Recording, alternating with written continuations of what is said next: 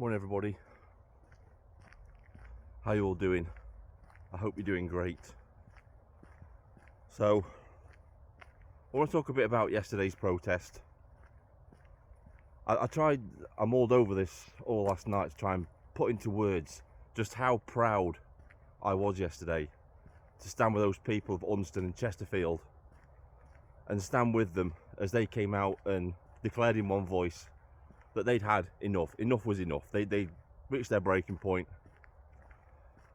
And I understood their anger, because I did one thing that those lefties, the Marxists, never do when they go to these people's homes, their communities, because it is their communities.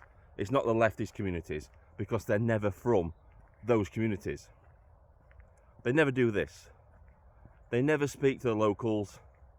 They never ask them about their concerns or why they're protesting. That's what we do. And the thing that came out was they're terrified.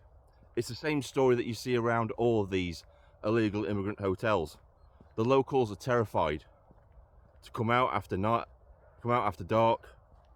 They're scared, especially the people that live across the road from the hotel. After the incident from last week where the illegal immigrant came out and indecently exposed himself. A thing that is quite regular around there. That wasn't an isolated incident. And yes, the residents there have complained, but nothing has been done. So that makes Toby Perkins' comments when he came out with his statement stating that it would turn that community into a war zone. What he didn't mention was, and what he was unaware of or ignorant of, or just didn't care, that community is already a war zone. I heard stories yesterday of young girls walking their dogs being followed by gangs of residents from that hotel, scaring them. And it's not just a one-off. This happens all the time. Apparently, they lay all through the summer. They were laying on the grass. Towards the end where the roundabout is, there's a track, there's a nature trail that goes round that area. They would lay on the grass making lewd comments at any young women walking that area, and as a result, lots of the locals stopped using the track because they were fearful of what would happen to them, what would happen to their family should they walk round there. So the anger from yesterday, and you'll see it when I start to upload the videos from yesterday, the anger was justified. It's been bubbling under the surface for a long time, just as it has all throughout the country. And that is something the lefties don't understand, because they're not from the communities. If they were from these communities where these hotels are actually situated, they wouldn't be stood out there hurling abuse at the locals. Which is all I heard yesterday. That's all they do. They turn up to our communities, and they talk about peace and solidarity and all this shit. They're fucking clueless. These people are absolutely 100% clueless, ignorant, ideologues. All they've got is ideology. If they stopped for once to listen instead of to speak to the people of the area, they may actually learn something, but they don't want to learn anything. Because they think they're superior. They think they're superior and they're moral on the little fake moral high ground. Truly disgusting people.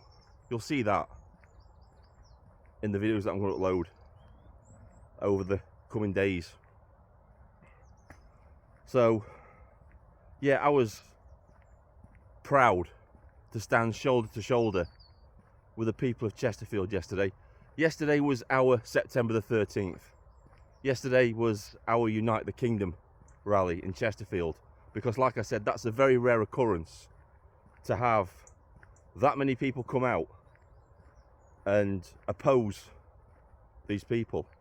And the thing is, and you'll see this is why I'm going to try and upload the protest in order that I filmed it. Because as the day went on, you saw that the lefties were very, very bold because they thought the turnout was going to be very small, very bold. Then as the protest goes on, they get quieter and quieter and quieter as the realization starts to sink in that they're not a majority, they're actually a minority, to the point where they're completely surrounded by patriots and they just didn't know what to do. They just went silent. Shock. They were shocked. They were scared. And to be honest with you, I could see that in the police's faces as well. They were scared too, because I don't think they've ever seen anything like this in Chesterfield before either. Wow, I'm gonna have to get that on camera. That's amazing. Look at that.